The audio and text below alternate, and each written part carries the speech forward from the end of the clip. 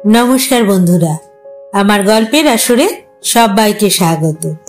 आशा करी सकले कुशले आछेन, सुस्थ आछेन। आज आमी आपनादेर शोनाच्छि गोयेन्दा गल्प आंगटिर पाथर। गल्पटिर लेखक धीरेन्द्रनाथ धर। गल्पटी प्रत्येके शेष पर्यन्त शुनबेन। भालो लागले अवश्यई एकटा लाइक करबेन और आमार चैनेलटिके सबस्क्राइब करे आमार सहयोगिता करबेन। आपनादेर सकलेर सहयोगितार भालोबासा आमार एकान्त काम्य। जे सकल श्रोता बंधु इतिमध्ये आमार चैनल सबस्क्राइब करे आमार सहयोगिता करछेन तादेर सकलके आमार आन्तरिक धन्यवाद। और आमार नतून श्रोता बंधुदेर काछे आमार अनुरोध, गल्प शोना हले अवश्यई किन्तु आमार चैनलटिके सबस्क्राइब करे आमार पाशे थाकबेन, आमार सहयोगिता करबेन। शुरू करछि आजकेर गल्प। धीरेन्द्रनाथ धरेर लेखा गल्प आंगटिर पाथर।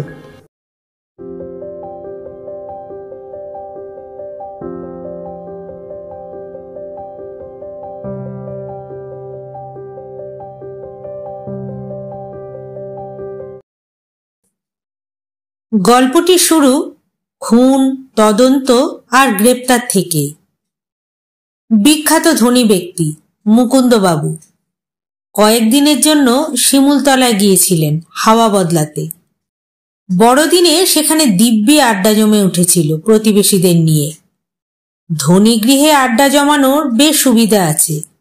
चा बिस्कुट तो आछेई, तार संगे उपरि आछे फुलकपिर फुलुरी, क्रिसमास केक, पापड़ भाजा और नियमित खबरेर कागजो पढ़ते पावा।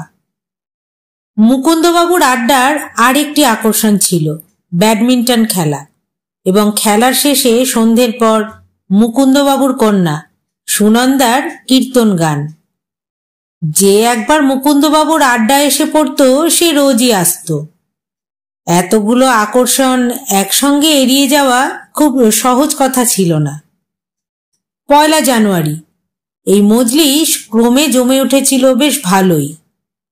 মুকুন্দবাবু সবাইকে নববর্ষে নিমন্ত্রণ জানিয়েছিলেন। 3টে থেকে ছিল ব্যাডমিন্টন খেলা, 6টার সময় গানের আসর আর 8টার সময় ভোজন।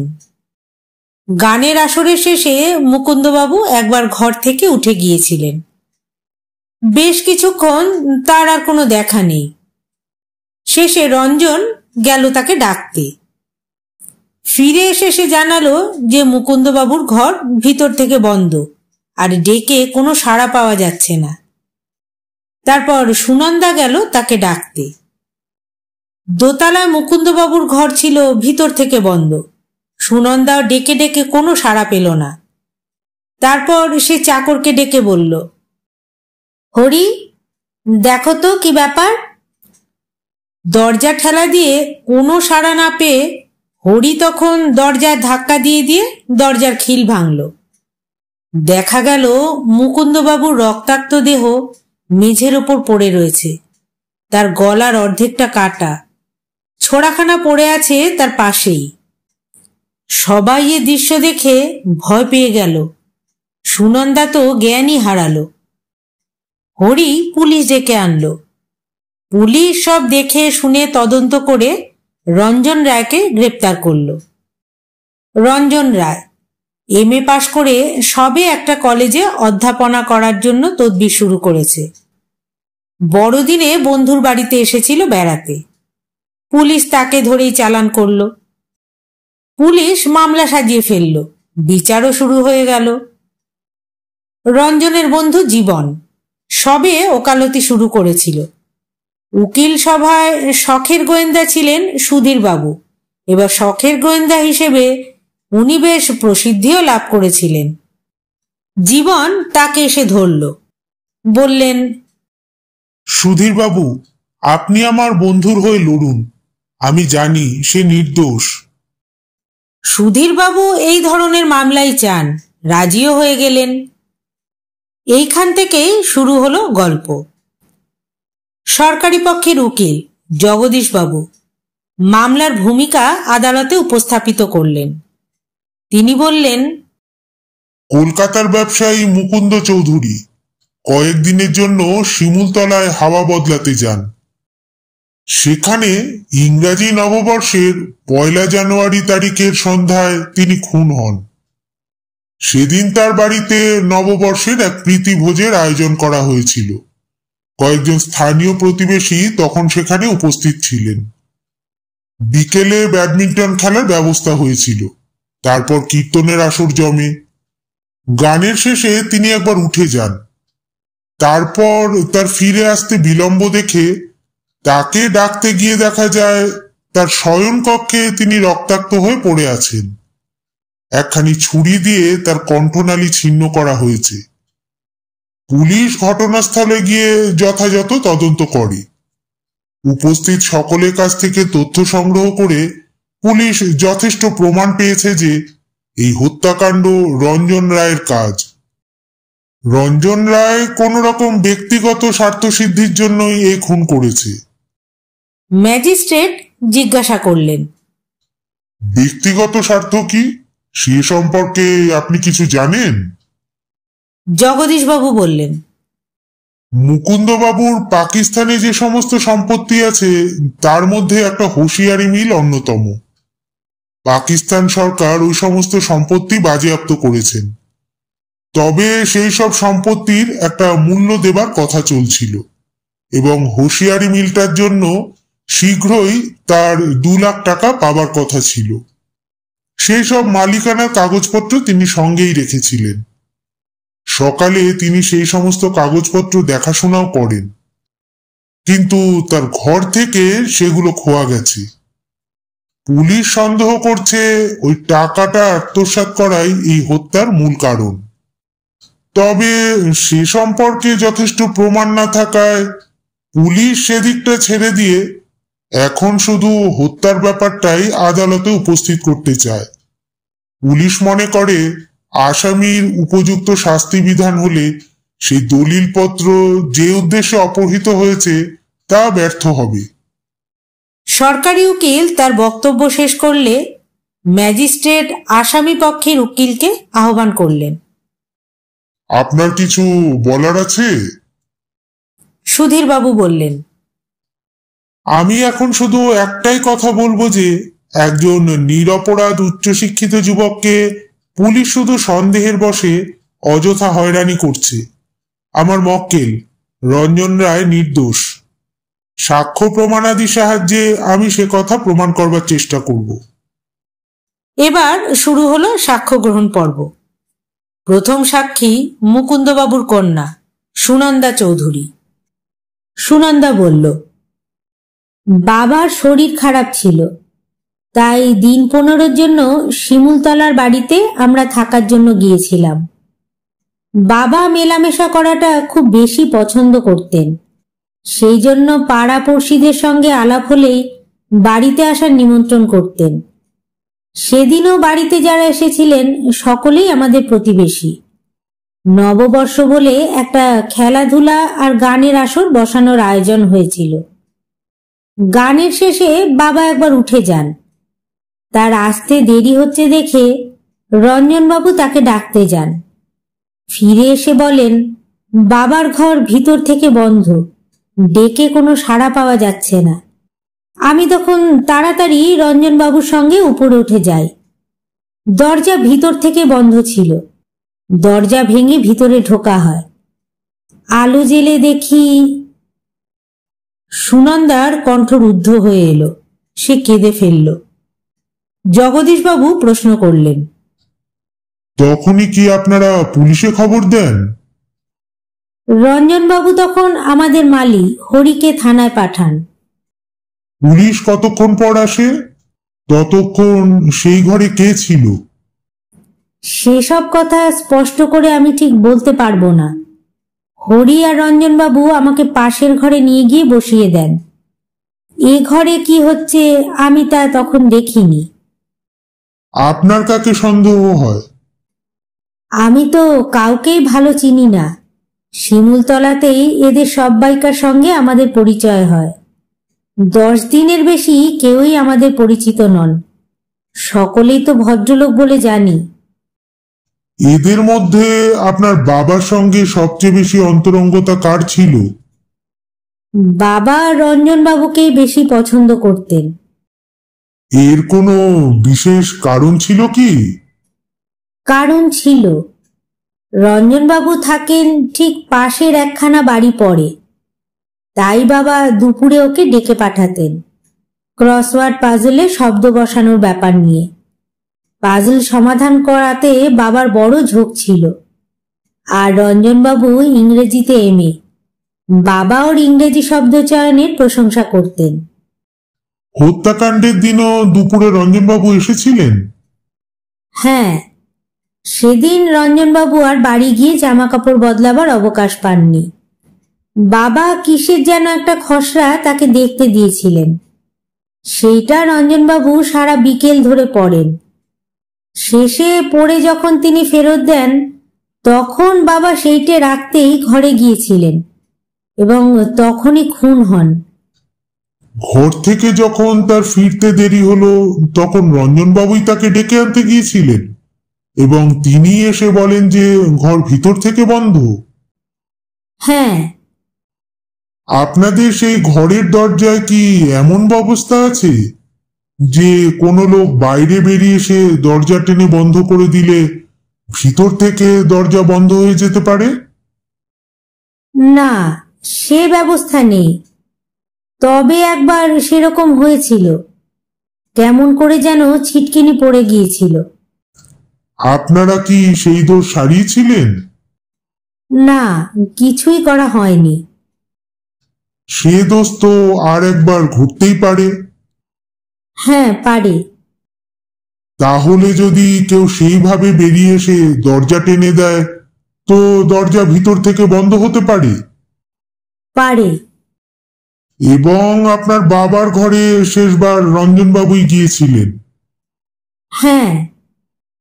জগদীশবাবু এবার বললেন, আপনাকে আর বিশেষ জিজ্ঞাসা কিছু নেই, আপনি আসতে পারেন। সুনন্দা সাক্ষীর কাঠগড়া থেকে নেমে গেল। এবার দ্বিতীয় সাক্ষী প্রভাস কুমার মিত্র। প্রভাস এমএ ছাত্র। এখানে কাকার বাড়ি খালি পড়ে আছে, তাই এক সহপাঠীকে নিয়ে বড়দিনে ছুটি কাটাতে এসেছে। মুকুন্দবাবুর সঙ্গে প্রথম দিনেই আলাপ হয়। ব্যাডমিন্টন খেলার আসর দেখে সে প্রতিদিন বিকেলেই মুকুন্দবাবুর বাড়িতে আসে। ব্যাডমিন্টন খেলার দিকে তার ঝোঁক আছে। ঘটনার দিনেও সে মুকুন্দবাবুর বাড়িতে বসেছিল। জগদীশবাবু এবার প্রশ্ন করলেন, মুকুন্দবাবুর নামতে দেরি হচ্ছে দেখে তাকে কে ডাকতে গিয়েছিলেন? রঞ্জনবাবু। একা? হ্যাঁ, একা। কতক্ষণ পরে তিনি ফিরে এসেছিলেন?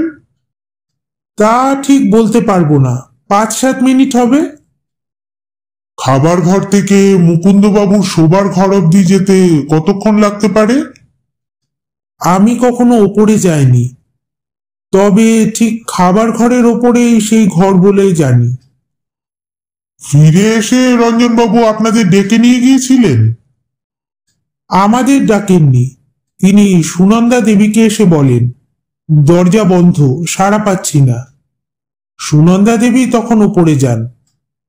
ওপরে দরজার ধাক্কা মারা শব্দ শোনার পর আমরাও ওপরে যাই। কে দরজা খুলে প্রথম ঘরে ঢোকে? রঞ্জনবাবু। ঘরে ঢুকে তিনি আলো জ্বালেন। রঞ্জনবাবুকে আপনি আগে চিনতেন? বিশ্ববিদ্যালয় ছাত্র মহলে ওর নাম শুনেছি। ব্যাডমিন্টন খেলায় দুবার তিনি বিশ্ববিদ্যালয় ট্রফি পেয়েছিলেন।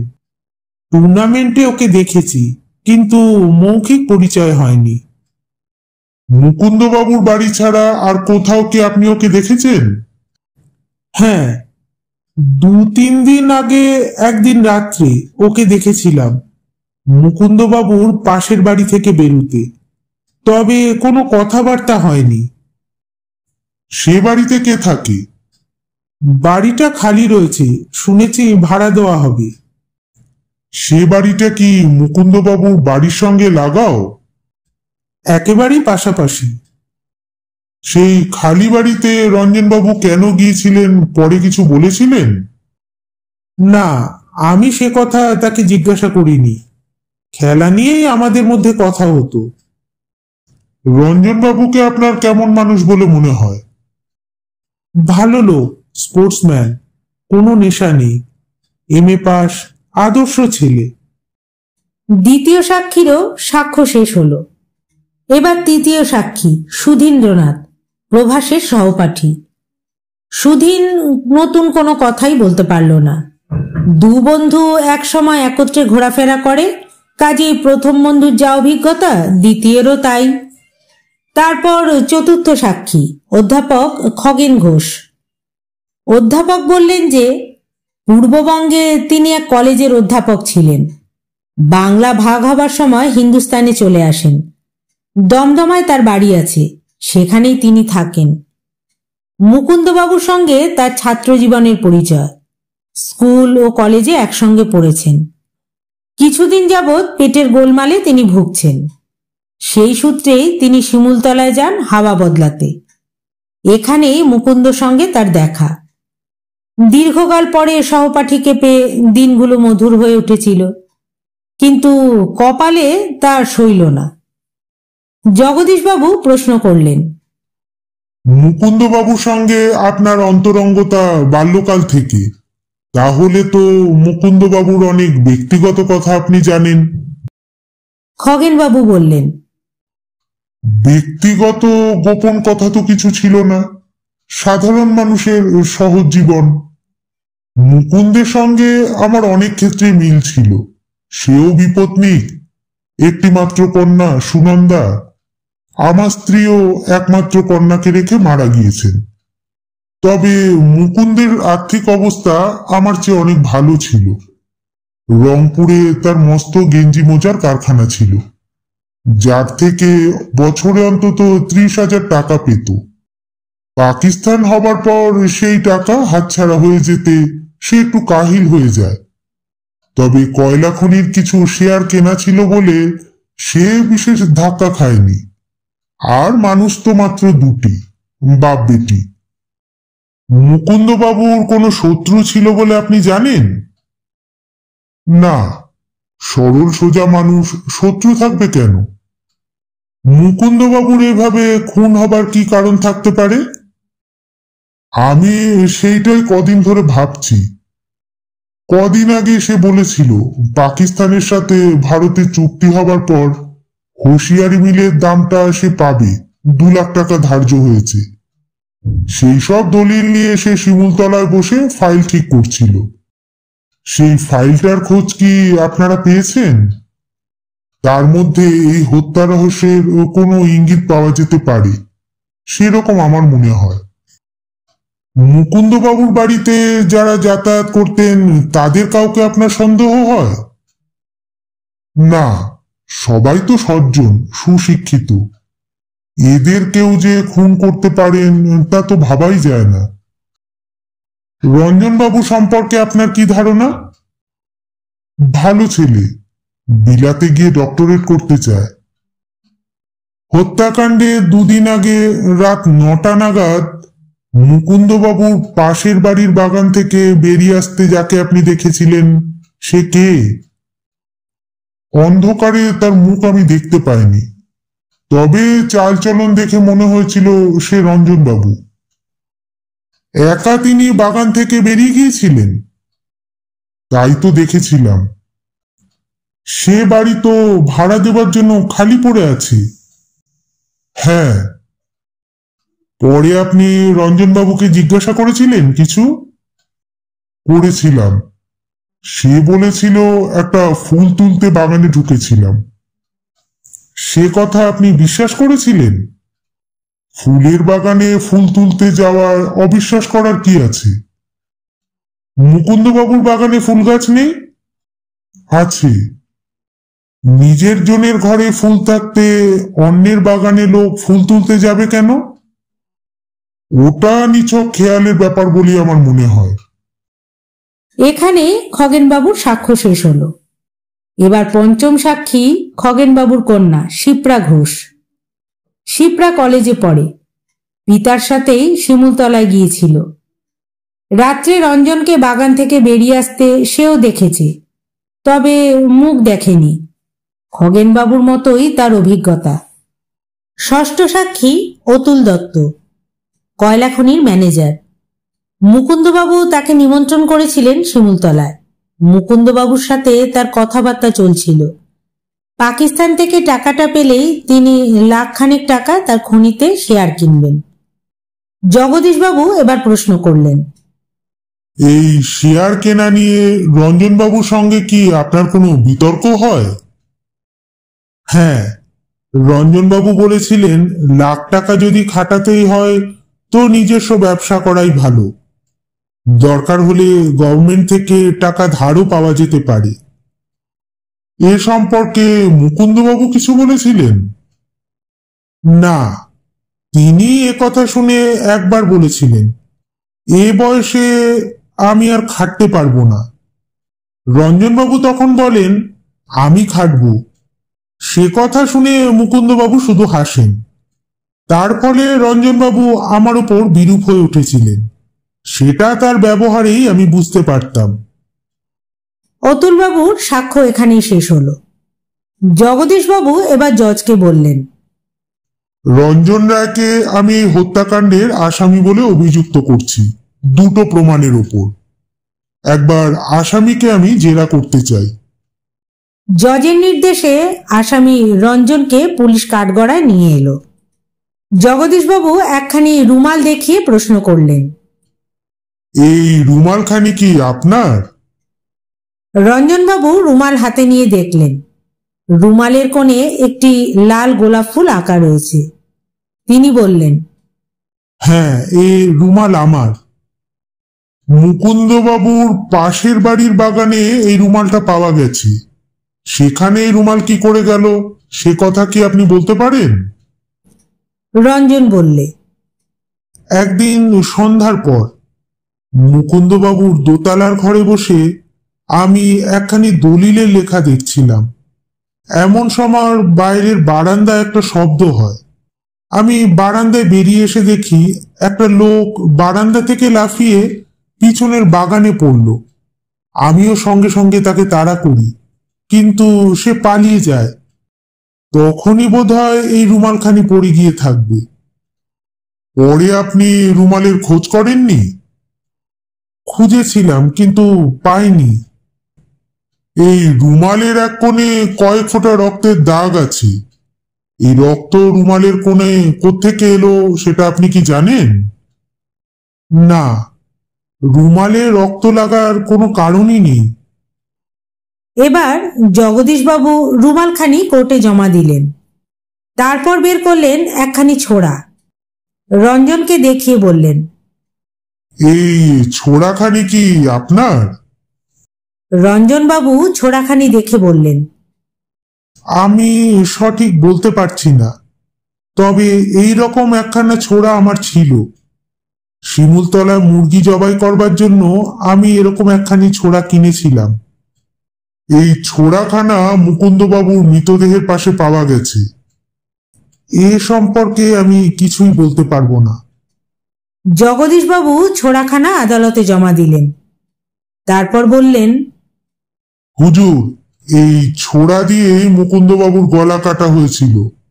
ছোড়াখানি কদিন আগে আসামি শিমুলতলায় কিনেছিলেন এবং এই রুমালখানিও আসামির। রক্তের ছিটে লাগায় হত্যাকাণ্ডের পর আসামি বাইরের বারান্দা দিয়ে পাশের বাড়ির বাগানে এই রুমাল ফেলে দিয়েছিল।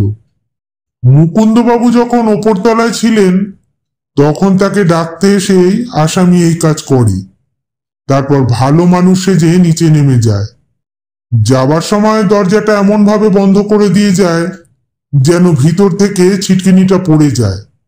এটা খুব ঠান্ডা মাথার সুপরিকল্পিত হত্যাকাণ্ড। এদিকে আদালতের ঘড়িতে দেখা গেল 5টা বেজে গেছে। জজ বললেন, আজ এই পর্যন্তই থাক, কাল আবার হবে। জজ উঠলেন, আদালতও ভাঙল। জীবন বসেছিল সুধীরবাবুর পিছনের সারিতে। সে সুধীরবাবুকে জিজ্ঞাসা করল, কি বুঝছেন? সুধীরবাবু বললেন, এখনো কিচ্ছু বুঝিনি, কাল বুঝবো। রঞ্জনকে শেষ অবধি রক্ষা করতে পারবেন তো? এখনই উতলা হবার মতো কিচ্ছু হয়নি, এর পরেও তো আপিল আছে। জীবন হতাশভাবে সুধীরবাবুর মুখের পানে তাকালো। সুধীরবাবু ব্যস্তভাবে বললেন, আমি যাই, আমার আর এখন কথা বলার অবকাশ নেই। অধ্যাপক খগেন ঘোষ অতুল দত্তের সঙ্গে কথা বলতে বলতে বেরিয়ে গেলেন। সুধীরবাবু তাদের পিছনে ছুটলেন। পরদিন সুধীরবাবু প্রথমেই বললেন, হুজুর, আসামি নির্দোষ। আসামির নির্দোষিতা প্রমাণ করবার জন্য আমি আজ সাক্ষীদের জেরা করতে চাই। জজ অনুমতি দিলে সুধীরবাবু প্রথমেই যে পুলিশ অফিসার তদন্ত করেছিলেন তাকে ডাকলেন।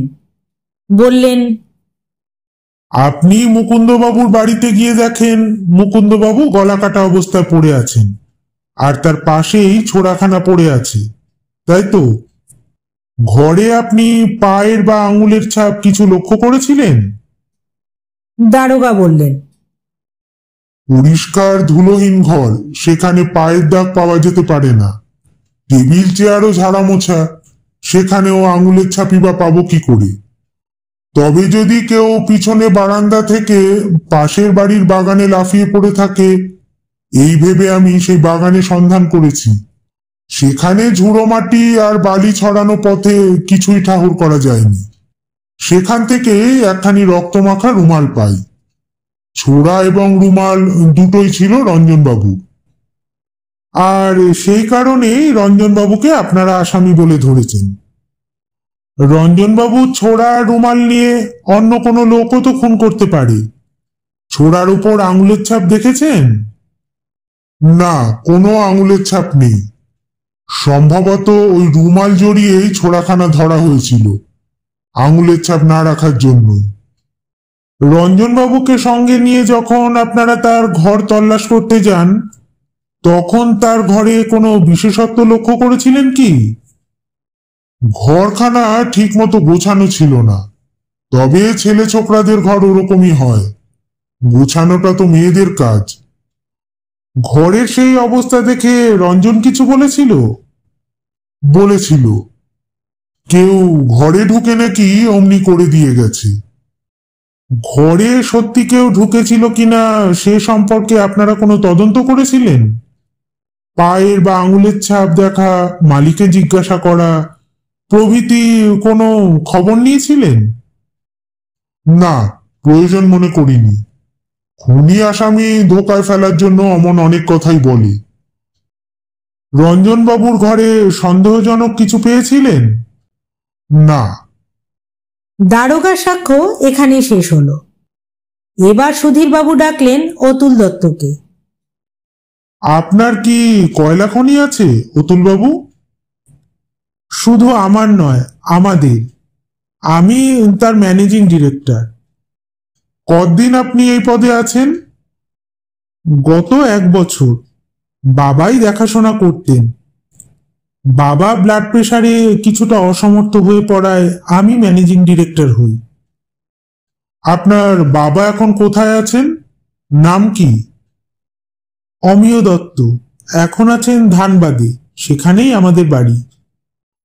আপনি কতদূর পড়াশোনা করেছেন? ক্যালকাটা ইউনিভার্সিটির বিএসসি। আপনি শিমুলতলায় গিয়েছিলেন মুকুন্দবাবুকে লাখ টাকার শেয়ার বেচবার জন্য? মুকুন্দবাবু বাবাকে লিখেছিলেন যে পাকিস্তানের কাছ থেকে এবারে তিনি লাখ 2 টাকা পাবেন। বাবা বললেন তা থেকে যদি লাখখানেক টাকা তিনি খনির ব্যাপারে লাগান, তাহলে পাশের খনিটাও আমরা কিনতে পারি। সেজন্যই আমি ওকে সব বোঝাতে শিমুলতলায় যাই। কিন্তু আমি যদি বলি আপনি মিথ্যেবাদী। অমিয় দত্তের ছেলে অতুল দত্ত শিবপুর থেকে মাইনিং পাশ করে এখন বিলাতে আছে, আপনি মিথ্যা পরিচয় দিচ্ছেন। আপনার আসল নাম ভৈরব হালদার। আপনি ভিখিরি দলের অধিকারী। বাগমারিতে আপনাদের একটা আস্তানা আছে, সেখানে 50-60 জন ভিখারি থাকে, তাদের দিয়ে আপনি রোজগার করেন, তাই না? আপনি কি বলছেন? আরো শুনুন, এখানে কোনো লোক আপনাকে ভাড়া করে এনেছিল মুকুন্দবাবুর 2 লাখ টাকার দলিলটা হস্তগত করার উদ্দেশ্যে। আপনি তাই অতুল দত্ত সেজে কাজে নামেন। মুকুন্দবাবু আসল অতুল দত্তকে ছেলেবেলায় দেখেছিলেন, তাই তিনি আপনার পরিচয় বিশ্বাস করেছিলেন। আমি মিথ্যা পরিচয়ের অভিযোগে সন্দেহভাজন ব্যক্তি হিসেবে আপনাকে গ্রেপ্তার করার জন্য আদালতে আবেদন জানাচ্ছি। এ অন্যায়, এ ব্যাপার আমি সহ্য করব না। আমি প্রমাণ দেব। প্রমাণ পেলেই আপনাকে ছেড়ে দেওয়া হবে। জজ বললেন, আপনার অভিযোগের কোনো প্রমাণ আছে সুধীরবাবু? সুধীরবাবু একখানি টেলিগ্রাম ও একখানি ফটো আদালতে পেশ করলেন। টেলিগ্রাম এসেছে ধানবাদ থেকে। অমিয় দত্ত জানিয়েছেন, আমার পুত্র মাইনিং ইঞ্জিনিয়ার অতুল দত্ত বর্তমানে ইংল্যান্ডে মাইনিং পড়ছে, এখানে নেই। ফটোখানি পাসপোর্টের ছবি, কোণে সই করা অতুল দত্ত। সেই ছবির সাথে সাক্ষী অতুল দত্তের কোনোই মিল নেই। জজ তখন আদেশ দিলেন, এই সাক্ষীকে এখনই হাজতে রাখা হোক। এর সম্পর্কে পুলিশ তদন্ত করবে। এবার সুধীরবাবু জেরা শুরু করলেন অধ্যাপক খগেন ঘোষকে। আপনি রংপুর কলেজে অধ্যাপনা করতেন। বাংলা ভাগ হবার পর আপনি চলে এসেছেন, আর বর্তমানে থাকেন দমদমায়, তাই তো? আগে হ্যাঁ। আপনার চলে কি করে? আপনার জীবিকা কি? স্কুল কলেজের বই লিখে আমি রোজগার করি। আমার লেখা অনেক বই অন্য লোকের নামে বাজারে চলছে। পাকিস্তানের সঙ্গে আপনার কোনো যোগাযোগ আছে? রংপুরে আমার পৈতৃক বাড়ি আছে। সে বাড়ি পাকিস্তান সরকার দখল করেছে। আমি তার দাম আদায়ের চেষ্টা করছি, চিঠিপত্র চলছে। রংপুরে আপনার কেউ আছে? আমার তো একটা মেয়ে, ওকে আমি কাছেই রাখি। আমি চলে এসেছি, রংপুরে আর কে থাকবে? কলকাতায় শখের দলে অভিনয় করে এক শিপ্রা ঘোষ বেশ নাম করেছে, সে কি আপনারই মেয়ে? হ্যাঁ, ছেলেবেলা থেকে ওইদিকে ওর ঝোঁক আছে বলে আমি আর কোনো বাধা দিইনি। আমি যদি বলি শিপ্রা ঘোষ আপনার মেয়ে নয়? সে আপনার যা খুশি বলতেই পারেন। আপনি তো বিপত্নিক, কিন্তু শিপ্রার মা তো বেঁচে আছেন। সে আপনার যা খুশি বলতে পারেন। সুধীরবাবু এবার জজের অনুমতি চাইলেন। হুজুর, আমি শিপ্রার মাকে হাজির করতে চাই। জজ অনুমতি দিলে জীবন এক মহিলাকে নিয়ে আদালতে এলো। সুধীরবাবু প্রশ্ন করলেন, আপনার মেয়ের নাম কি? শিপ্রা ঘোষ। একে আপনি চেনেন? সুধীরবাবু খগেনবাবুকে দেখিয়ে দিলেন। হ্যাঁ, উনি তো গভর্নমেন্টের লোক, আমার মেয়েকে চাকরি করে দিয়েছেন। কি চাকরি? সরকারি লোকেরা গায়ে গায়ে গিয়ে নাচ গান যাত্রা দেখায়। শিপ্রাকে উনি সেই দলেই ভর্তি করে দিয়েছিলেন।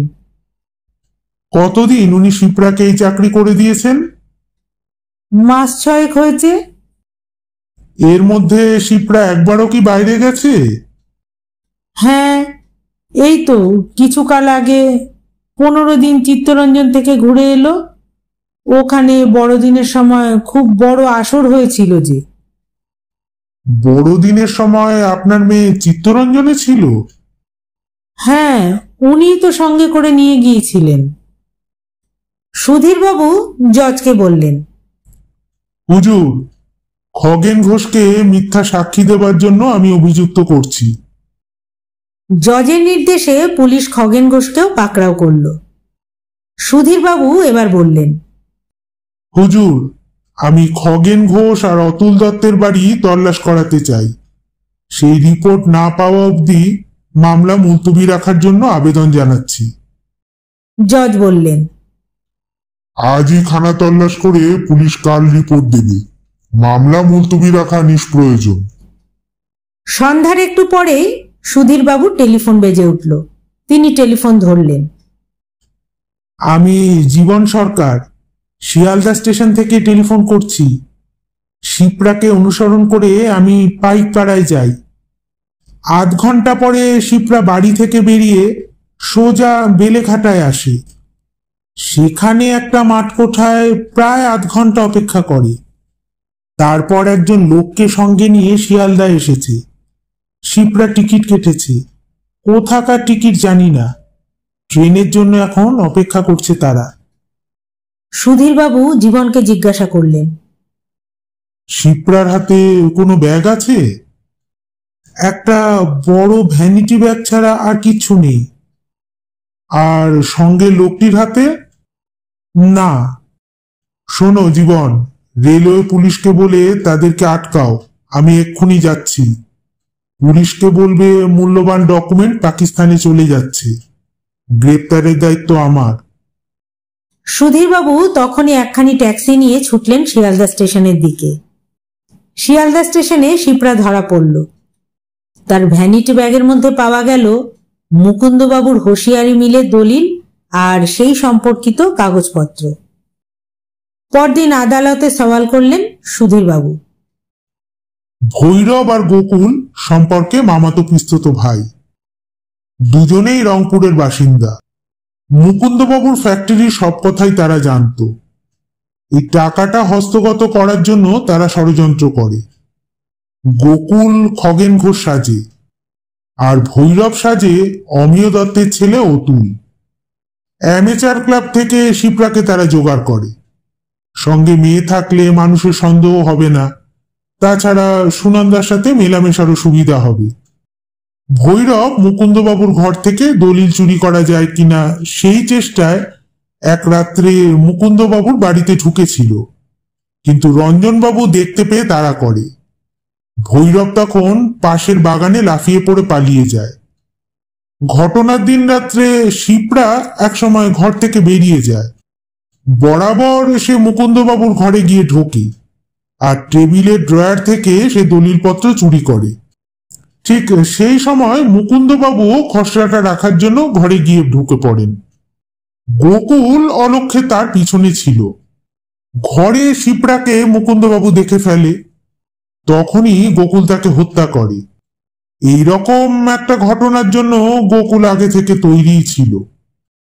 রঞ্জনবাবুকে যাতে পুলিশ সন্দেহ করে সেই জন্য সে আগে থাকতে সমস্ত কিছু তৈরি করেই রেখেছিল। রঞ্জনের ঘর থেকে রুমাল, মুরগি কাটা ছোড়া সে আগেই সংগ্রহ করেছিল। সেই দুটো বস্তু তাকে সংগ্রহ করে এনে দেয় শিপ্রা। তার প্রমাণ এই ছোট্ট লাল পাথরখানা। শিপ্রার আঙুলে একটা সাপ আংটি আছে। সাপের দুটো চোখে আছে দুখানি লাল পাথর বসানো। একটা চোখের পাথর খোয়া গেছে। এই পাথরটি হলো সেইটি। এটি পাওয়া গেছে রঞ্জনের সুটকেসের মধ্যে থেকে। রুমাল বের করে আনার সময় কোনো রকমে হয়তো পাথরখানা আংটি থেকে খুলে সুটকেসের মধ্যে পড়ে যায়। আমি এটা তার সুটকেসের মধ্যেই আবিষ্কার করি। সমস্ত মামলাটাই এবার ঘুরে গেল। ভৈরব আর গোকুলের 6 বছর সশ্রম কারাদণ্ড হলো, আর শিপ্রার হলো 2 বছর। রঞ্জনবাবু সসম্মানে মুক্তি পেলেন। জজ রায় দেবার সময় সুধীরবাবুর খুব প্রশংসা করলেন। তিনি বললেন, সুধীরবাবুর মতো আইনজীবী আদালতের গৌরব।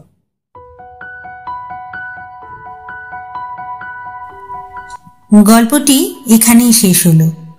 ভালো লাগলে অবশ্যই লাইক করবেন, শেয়ার করবেন আর কমেন্ট করবেন, আর আমার চ্যানেলটিকে সাবস্ক্রাইব করে আমার পাশে থাকবেন। আবার আসবো আমি এইরকমই আর একটি গল্প নিয়ে। ধন্যবাদ।